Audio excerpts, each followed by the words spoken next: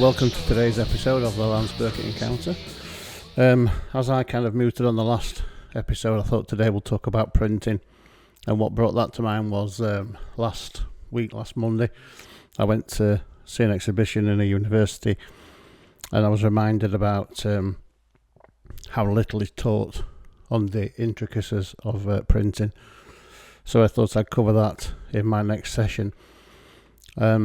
Some people think printing's a dying art in photography, and it's not. You've only got to look around you, haven't you? Look in the real world. All the magazines that still exist, photos that they use for advertising films and all sorts of things. Look on packaging. Photography, print is as prevalent as ever, and while some magazines and newspapers might have closed down and gone to digital only, there's still a massive need for the photographic print, and it has become a lost art. And I think that kind of happened more when we switched to digital. I think people used to pay a lot more attention to the quality of prints when prints were the only way you could show your photos off. Since we became digital freaks, photographers in the main have not learned how to print, because they generally send the files to some company and they print them for them. When really you should be stood beside the printer if you can, to make sure you're getting the best print quality available. Most notably, quality of paper is kind of misunderstood, and then after that it's the kind of basics of prepping a digital file ready for printing, and a little bit like these photography purists that think that their photographs are ready straight off the camera without any editing. It's the same with print. They're not ready for print. So I'm going to talk you through some fundamentals of getting your digital pictures ready for print. Talk about a few of the pitfalls that I see, and show you some examples, some real life. They might not translate very well through the screen, but I'll show you them digitally as well, so you can see the differences, the little subtle things. The thing that really piqued my interest at that recent exhibition was I was looking at some nice photographs. They were nicely exposed, nicely shot, nicely lit, nicely composed, nicely cropped even, but they were black and whites. But they weren't black and white, they were kind of off blue, cyan and white, which tells me that the person who printed them doesn't understand colorscapes, colour spaces, and how to make a true black and white digital file print the same. So we'll cover that as well in the mix of all things printing. So let's get into that, eh? So really, printing it should be the epitome, the pinnacle, the thing that photographers want to do the most. I know we're all firmly fastened and fixed in the digital life, but printing of a photograph is still, for me, the pinnacle of what you do. And whether you're sticking them on a wall in an exhibition, sending them to be put on the side of a packet, or on the side of a bus, or for a film premiere, or magazine cover, whatever you're sending your files to be printed for, it's imperative that you make them ready for that process. And it's a big part of what many newer photographers, shall we say, might not understand. Because if you've not studied it and nobody showed it to you, you might just assume that a photograph straight off your camera, because it looks nice on your screen, will translate to the printer. And that's not always the case. I'm just going to apologise for any background noise you can hear today. We've got some builders in doing some work and I can't do anything about it, so hopefully it won't be too noticeable. If it's really bad, I'll re-edit some bits, but hopefully, fingers crossed, touch wood, all those things, you'll not notice it too much. It's just a bit annoying for me. So I'm going to select a few pictures and I'm going to talk you through colorscape, and I'm going to talk you through using the histogram. You remember I always talk about using the histogram to make sure your colour's right. Not trusting your screen, because the chances are your screen will be completely uncalibrated. And not only that, even if it is calibrated, is it calibrated correctly? Did you set it up? Did the person who set it up know what they were doing when they set it up? It's just as likely to be a mile out than it is to be a mile in. So we just want to make sure that our pictures are nicely coloured. They don't have any blue, pink, orange, any other colour backgrounds where they should be white. And making sure we're starting from the right point is really what I'm trying to get for. There's no point you trying to make a perfect print, if your colour is off to start with, because no matter what you do, your print will always look crap. So I'm going to use a photograph of a model I've worked with a few times over the years called Jess. She's a great model. This is a pretty standard picture. Model in a pose, black outfit, brownish hat on a white background. Quite a summery look. It was shot last summer. And let's say I'm going to make a print of this, and I'm going to make it A3. So A3, for those of you that don't know, is roughly that. Hopefully you can see that. That's an A3. Double size of A4, not quite as big as an A2. And it's a pretty standard size for printing for portfolios. They look nice on a wall in a frame or whatever. So let's say I've done all my edit. I'm ready to go. I've got this picture of Jessica up on screen. I'm going to send it to print. So what would happen if I sent it to print as it is? Bear in mind I've said I want an A4. So the first thing we need to look at is dimensions. The dimensions of a photograph. And this is the first thing where people kind of fall down and get stuck. There's an assumption that the picture that comes off your camera, your full frame camera or your crop sensor camera, that is ready to be printed. And if you print it A4, somehow the file and the computer and the printer know that you want it A4. So what people do is they'll go file, send to printer, send it to the printer, they tell the printer to be A4.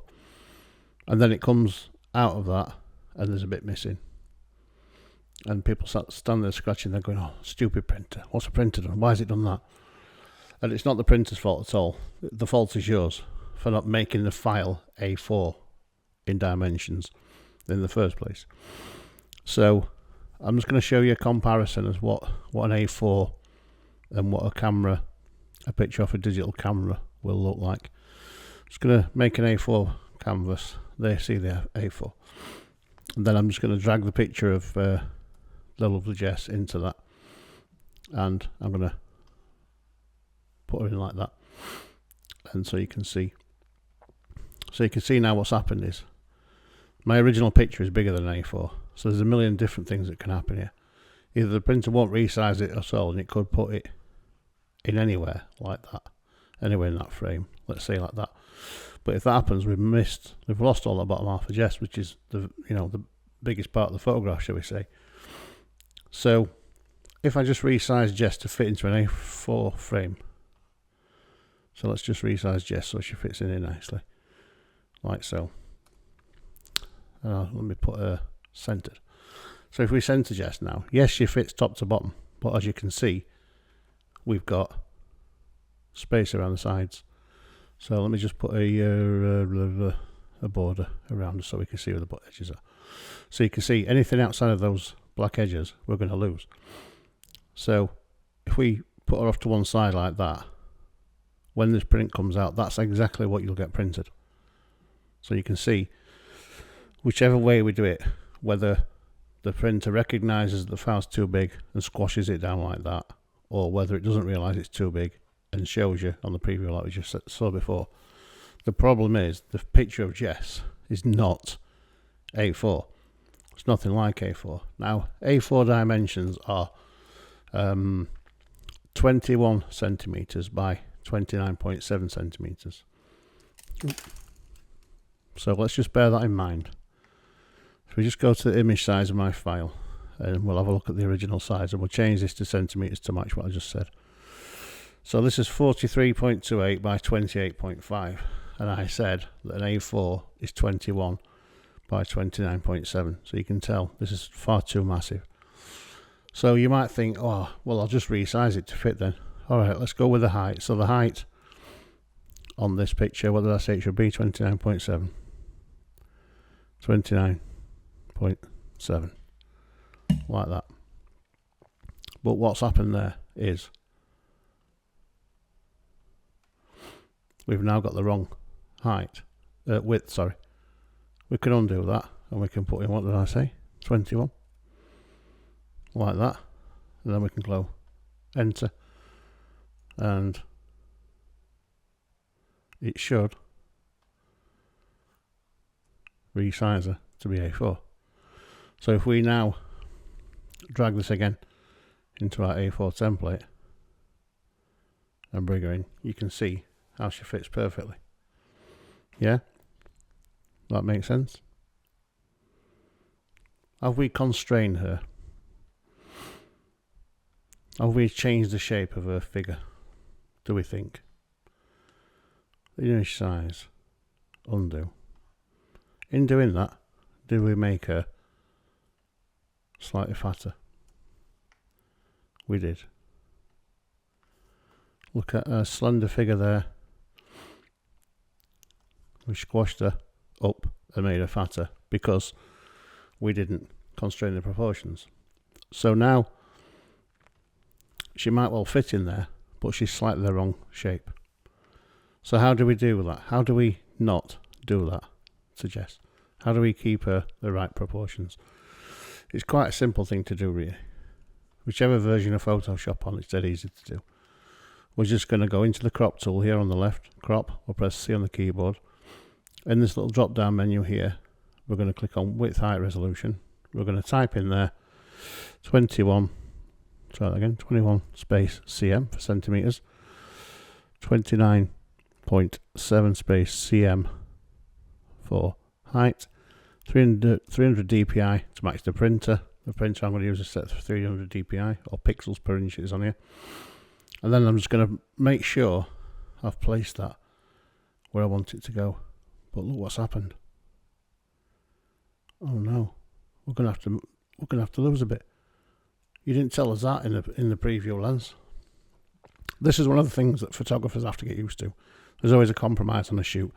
The kind of idyllic thing to do is to shoot slightly wider than you might think, because you're always going to have this compromise if you come to shoot in metric measures. The simplest fix for me on this occasion, because I want to keep the whole of Jess in, I'm just going to make it like that. Look, she's centered. I've made it slightly bigger than I need. And then a simple fix when I click enter is we've got those black boxes which we need to be filled. So as you would just do a quick selection, edit, content aware fill. That'll fill it nicely. And then again, select the bottom layer so you can highlight the right bit. Edit, content aware fill. Do that again. Should fill it nicely for us, like so. Select, deselect to get rid of those marching ants, and then you can see we've got a nicely centered, nicely framed A4 version of Jess. Before I go any further, I'm just going to get rid of those layers that I don't need. I need them to be there, but I want them to be hidden. So I'm just going to press Control, Shift and E on the keyboard to merge the visible. If we go up and look at the image size, that's right, look, 21 centimeters, 29.7, 300 dots per inch. Okay. So let's drag that out and let's chuck that back on top of that other one. Let's see what I get this time. In it goes. And we're in. Alright. Can you see that? The top one, right shape Jess. The one we did initially by changing the proportions of the picture, wrong shape Jess. See that? And then the bottom one, which had all those ridiculous edges that we had to put on to make her fit, is gone. So you can see now, quite simply, the correct way to crop your picture to an A4, A3, A25, whatever it is you want to do, is the crop tool, width, height and resolution. Type in the dimensions you want, A3, A4, whatever it is you're doing. Draw onto your picture. Make sure you get all the picture in that you want. If you have to crop bigger, do that and then use the content aware fill. Or you can even brush fill it or fill it however you like, whatever suits you, as long as you do. And then hit the crop, and then you've got the right size. So we're now ready to print, aren't we? Well, no, we're not ready to print because we've missed the key step. And that key step is the colour space. Now, a lot of people fall foul here. Let's say they understand how to crop. They've got all that bit right, but they're going to just now send it to a printer. So if I send this now to my office printer over there, which is a relatively new Epson, and it's got some rather nice but rather rubbish laser copier paper in it for printing text and things. What's going to happen to that picture if I print it out? How is it going to appear when it comes out the printer? It will appear to be quite rubbish, and I should have one kicking around here somewhere to show you. Okay, so I found it. So here's the piece of nice shiny paper. You can see that's a picture of a model called Nicola on it that I did some hairdressing work with a few years ago. Doesn't look too bad there, but trust me, when you see it like that and then you compare it to a professional print like this, there's an absolute world of difference. Quality, feel, colour. You can see those two colours hopefully on there, a world apart. And that's not down to anything other really than just telling the file to be ready to be received by that paper. And the most important thing here at this stage is not so much the file, but the colorscape or the colour profile within the file. And you're not trying to match it to the printer, you're matching it to the paper. The paper is the important thing. So how do we do that? Well, what we have to do is we have to make sure we've got the correct colour profile installed in Photoshop or whichever edit machine we're using. And we need to embed that profile into the file. So if we go to convert to profile, if we go edit, convert to profile, you'll see a destination space here. And you'll see it's set to it's defaulted to sRGB. If we drop that down, look, there's a million and one different ones we can use. I'm looking for the profile on here which matches my end game, the place I'm going to send it to. So what you would do is you would look on here for whatever paper profile you're wanting to use, and you can see on this one mine says DC Colour Labs Frontier Luster. That's the one I want to use today. So I'm going to select that and I'm going to click enter. Right, now you can see nothing's really happened to my picture. Occasionally you might get a little bit of colour added in. So over to the right hand side of your histogram there you might see a little bit of colour appear sometimes. Don't worry, that's adding in a bit of colour that it knows the paper needs, because the paper without that bit of colour will be slightly miscoloured. So all you're doing again, just to recap, is edit, convert to profile, destination space, pick the one that you want, click OK. It's now embedded that file. Now before you do anything else, a really good thing to do is save what you've done. File save as, print file, ready for print, whatever it is, because if you don't you might send the wrong one. Normally I would call it file name A4 print saved, I know what it is. But now when I send that to print to DS Colour Labs, it will come back and it'll look slightly different to what it looks on my uncalibrated screen. But if I compare the histogram of it to the one here, it should be the same. I should have no erroneous colours in the background. Jess should look the nice kind of tone she is. I wouldn't expect anything to be surprising. And I've used DS Colour Labs for about 15 years and never had any trouble with prints following this process. So whether you're using cheap paper you found on the internet, find the colour profile for it. If you're doing it at home, whatever printer you're using, whether it's DS or another ProLab, find their colour profiles for the paper you want to use. And that might be different if you're glossy, lustre. There's all sorts of other ones they have. Metallic pearl, velvet paper, all that other stuff. Whatever it is you want it for, make sure that that profile is embedded in your file before you send it to print. Otherwise it'll come back not the right colour tone that you were expecting and you'll be highly disappointed. So hopefully that'll help some of you get over the fear of printing and maybe get you to start doing it a bit better, and it will certainly help with the black and white side of things. I'll do another example of black and white in a sec. I'll show a conversion process. But what's happening is people are sending black and white images to the printer without the colour profile. So when it comes back, they have like a blue hue on them. A blue hue. And you probably can't tell on these two pictures here through the camera. But I just hold them up there. One of those was colour corrected properly. One of those wasn't. and in the cold light of day, one looks a little bluer, one looks proper black and white, how it should. And I'll show you on screen. You can probably see a little bit better if I do it like that. I'll show you on screen a more exaggerated example, but that's what happens to black and whites, and it's a sure sign that people don't know or have missed that step of making sure the profile is right for the paper. And to be fair as well, sometimes cheap crap paper and cheap crap printers, no matter what you do, you're going to get a blue tone coming back. A good way to check it is to not look in artificial light like fluorescent or tungstens, because they'll not give you the correct colour. Go outside into daylight and hold it in daylight. And if you've got an horrible cast on your picture, chances are you've used crap paper or not had a colour profile installed. Alright, I'm going to make a quick cup of tea, and I'm going to come back and we're going to talk about black and whites. Alright, so let's do a black and white. So I'm going to stay on this picture of Jess because it's probably a good one to demonstrate black and white, but I'm just going to hold it there a little sec. I'm just going to talk about colour. So people conceive colour as being, so people conceive black and white as being something without colour, and quite often the thing they do to get rid of the colour is just desaturate everything. So if we look on my screen and I just open the human saturation things and just drag off the saturation, you can go, oh look at that, lovely black and white, bang, save, print, done.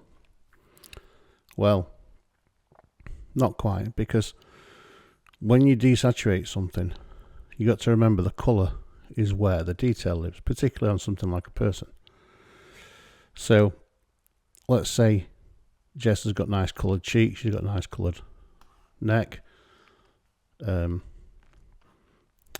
and breasts, everything's nice and coloured. So if we take the colour off, what are we doing?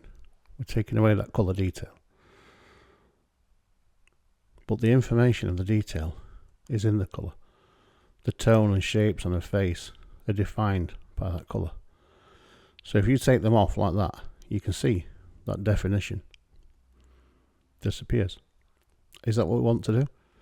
Or do we want to leave that definition there and simply mask it, simply hide it, so we can no longer see the colour?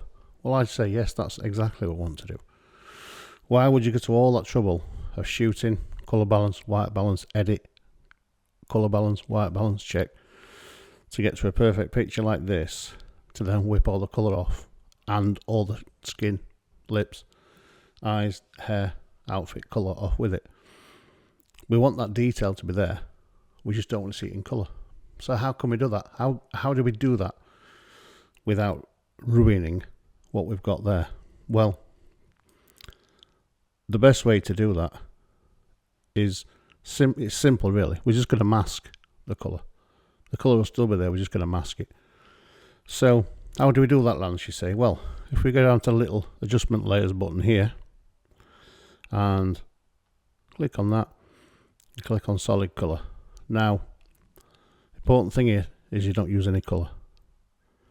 We just want to use anything that's on the grayscale.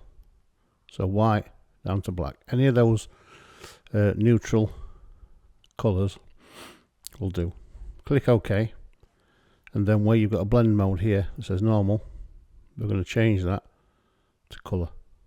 Bang, mono. And the good thing about that is all that colour detail that we were taking out before is all still there. It's just masked. That little curve we've got there is still there. It's just masked with that. And that's the only process I ever use for making black and whites. And we'll have a look at another one just to show you that it works for things as well as people. I use this as an example on for another tutorial, this same picture. But here we are, guy crossing the street, nice and contrasty. Let's say I want to make a black and white from this. I don't want to desaturate it and take all, I will lose all the detail. His wheels are coloured, all this kind of like tarmac detail will go if I desaturate that. So all I'm going to do in the first instance is solid colour, make sure I've got a neutral colour, change the blending mode to colour, he says, like that. nice base for to start for black and white. Yeah, actually quite nice that. Now I like a load of contrast on my black and white, so what I do from here is I put a load of contrast on, but I don't do it using things like curves or exposure or any of those other things that you don't have any scope for fixing, adjusting. I do it using a luminosity mask and some curves. I'll show you the process. It's quite simple. What I'm going to do is I'm going to look at the RGB over in the channels here. I'm going to load the RGB into the picture and use it as a mask. So I'm going to press Control. You see that little hand appears next to the cursor. I'm going to click on RGB and you see how it's loaded that. So when I use my curves now, all it's going to do, because I've loaded that luminosity masking. The luminosity is like the outline, the fabric of the picture. When I do this action now, it's only going to affect the highlights, not the shadows. So I'm going to boost the highlights 30%. Can you see that? So I'm holding down Shift and arrow down. 1, 2, 3. You can see there's only the highlights moving. I'm going to go back 10, so it's 20%. So it's right on the edge of exposure. The sky's gone a little bit there, not worried about that, but these areas are right on the edge of exposure. What I'm going to do then is I'm going to press Control and J to make a copy of that, then Control and I to invert it.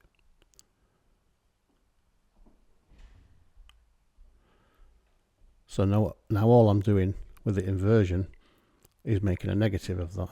So I'm going to click in there and put that back to 0. And this time, because I've inverted that selection, instead of it moving the highlights, it will just move the shadows and midtones. So I'm just going to put 5% on that because that's loads.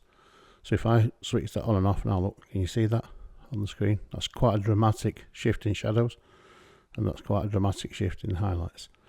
And the good thing about doing it this way is I can switch them all off, or I can feather them even more. I can either click back in and move that up and down, 12 more or less, or I can just click on the opacity for each layer and fine tune it down.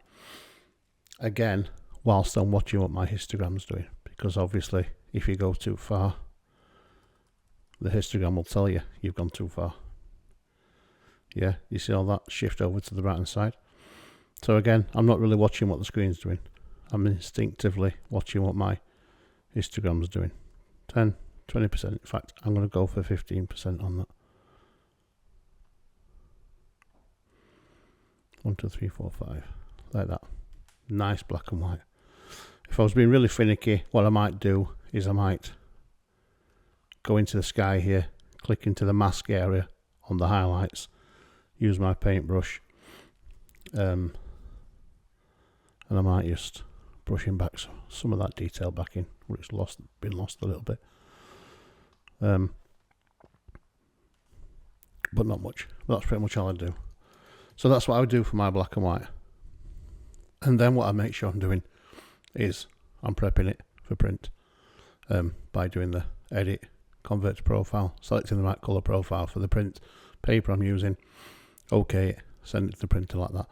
Then hopefully it will come back as a black and white, like this one of my beautiful wife Kirsty, and not like the one I showed you before of the great Paddy, because that one, where did I put it? That one is completely blue. You can see that. It's pretty obvious. It's shady blue, and that's because it's purposely not calibrated on some crappy paper just for a demonstration. And I'll show you. I'll show you kind of what will happen if you don't quite get the colour right, and it will look something like this. It says, instead of my colour being completely black and white like that, you will end up with something like more like that when your print comes back. Maybe a bit less dramatic, maybe more like that, where it's black and white, but it's got a little bit of mist colour in it. And I've over exaggerated that so you can see it. But without the right colour profile for the right paper, you're going to get something like that. So it's imperative that when you do this, you make sure that you do your colour profile.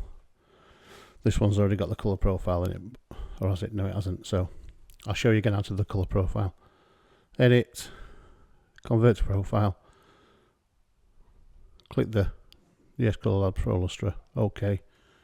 Now you can see on this one it's added a little bit of blue in here. Don't worry about that. It's telling me that it needs to add that in for the paper I've selected, so when it comes out at the print stage, it may be that the paper they use has a little bit of a red hue to it, so that little bit of blue makes sure it's neutral. And that, all my good ones are from DS, so don't worry about that. The colour profile is imperative. Alright, and that's it for printing black and white and making a black and white.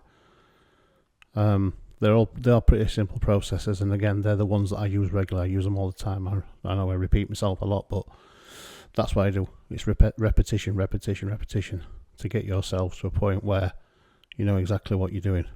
And whether you're cropping, resizing, getting things ready for print, make sure you follow steps.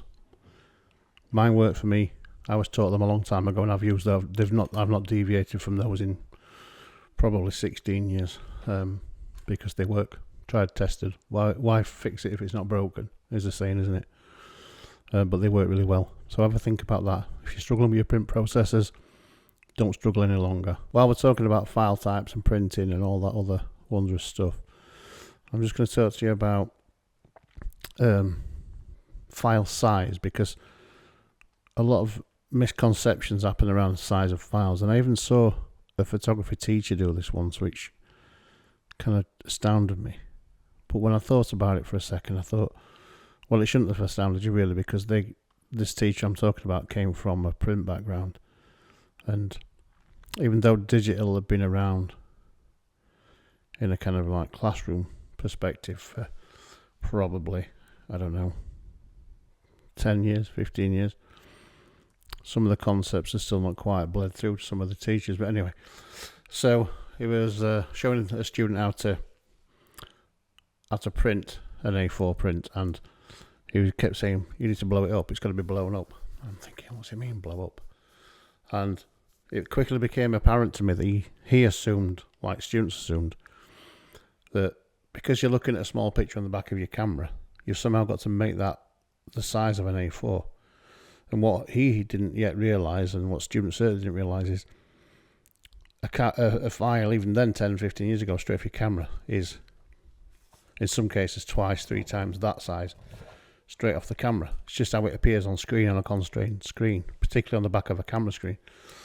They look small to you. So the idea of it being blown up just kind of made me laugh. And a blow up, if you're not sure what that is, it's because you used to get a little negative, a little 35mm negative or whatever it was, to make that an A4. You used to get a 35mm negative. To make that an A4, you used to have to blow it up using a contraption in the darkroom called an enlarger. But now digital files are already bigger than A4, and in some cases much bigger, depending on the camera you bought. So this is an original from the same set of Jess that I shot before, from a Canon 6D, and these are straight off the camera. And so if we look at the image size of this straight off the camera, it's 128.69 centimeters by 1.93 centimeters at 72 dpi, and in real money that's almost 2 meters by 1.3 meters. That's massive. So for most purposes we're blowing that down, not blowing it up. And this said teacher I talked about, I hadn't understood that concept yet, and that's quite a small picture compared to some cameras, which, you know, the medium format, large format digital will produce massive pictures. So I just wanted to remind people of that get into the mindset of just because it looks small on the back of your camera doesn't mean it's small when it comes to printing. More often than not, you're going to have to reduce file sizes rather than blow up. And that's good because it means it gives you a lot of scope when you're cropping. And cropping is the first thing you should really be doing when you're looking at making the print. So let's remember that in there. I know I've ranted about AI in another video, so I'm not going to go into it in any big depth here, but this is just another reminder as to why it's important that you should be handling all of your images yourself and looking for these things yourself. Because if you're automating many of these processes, particularly the print stage, and you're not at the printers or stood with your printer when these things are being made, how do you know they're going to be good? Let's say, for example, you didn't understand the process I've just talked you through, and you were expecting the pictures to come off your computer and look at print how you expect them, and you send them straight to the client, you don't proof for them, which happens. A lot of print companies will say, we can send these straight to your client. So you imagine doing that and they arrive and they don't look how you think they're going to look. So again, automation's all very well for saving some aspects of time, but when you've got a quality process that you really should be involved with, where your reputation's at stake as a quality process, then make sure you're there. And if you can't be at the printers, have them sent to you and proof them before you send them to clients, because trust me, you'll be glad you did. Now I shopped around and I fished around a lot before I settled on DS Colour Labs, and I made lots of print mistakes, and it cost me a lot of money initially finding out how to do it properly and how to get good, dependable, reliable and results which I knew I was going to get. It took me a long time to get there, but I'm glad I did, because then it made it easier. Because when a client orders something, you know exactly what to do, how to do it, when to do it, what to expect. You're not leaving anything to chance, and you're always honing your skills. And leaving anything over to AI, particularly in a quality control aspect, you're asking for trouble. And I know I always say those photographers are notorious lazy. We're always looking for a shortcut, we are. But when it comes to quality, there is no better eye than yours and no better process than the one works. Part of the thing that's kind of like irked me a bit this last couple of weeks is I've been following a lot of how not just Adobe but some of the other big game players in the digital image editing sphere have been plugging their wares and suggestions they make what people should do to bypass and get, and you don't need a camera anymore, all that other bollocks. And it's interesting to me that there are some well-known and probably well-respected photographers that sell shortcuts in Photoshop for what they call image editing, but really what they're doing is they're gimmicks to make shit photography look a bit better without learning you anything. It might be that said photographers have spent plenty of years developing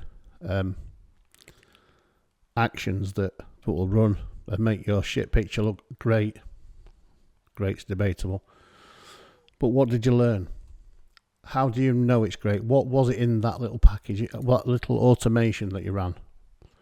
What was it that made your picture great? How did you go from off-colour, underexposed to vibrant skies, nice highlights? How did that happen? What was the process? Again, you're leaving things to chance, and you're relying on other people to do the work and do the learning for you.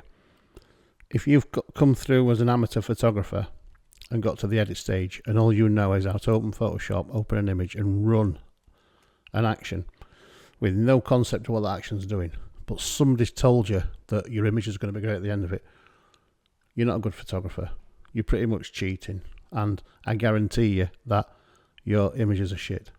I guarantee you sit them in front of a panel of properly experienced photographers with proper knowledge of what goes on inside an image and how to get an image to the end point, and very few will say they're anything other than shit, because they're gimmicks to get you to spend your money in the hope that somehow you're going to get great photographs at the end of them. And you might get the odd one that looks all right. You know, occasionally you can polish a turd, but it's still a turd, isn't it? And it really irks me that they're really good at getting people to spend their money on these things in the hope that these guys are going to become brilliant photographers. Well, wake up time, you're not. You're never going to become a brilliant photographer unless you can do the whole process by hand, through meticulous learning, trial and error, repetition, honing your craft, being honest, taking a step back, looking at the results, showing them to your peers in the industry whose work is good, and then finally getting there yourself. You can rely on all the buttons you push in the world, but if one day that button's not there, what are you going to do? When Adobe is so expensive that even to buy it on a monthly, you're going to have to sell a lung to do it. What are you going to do then?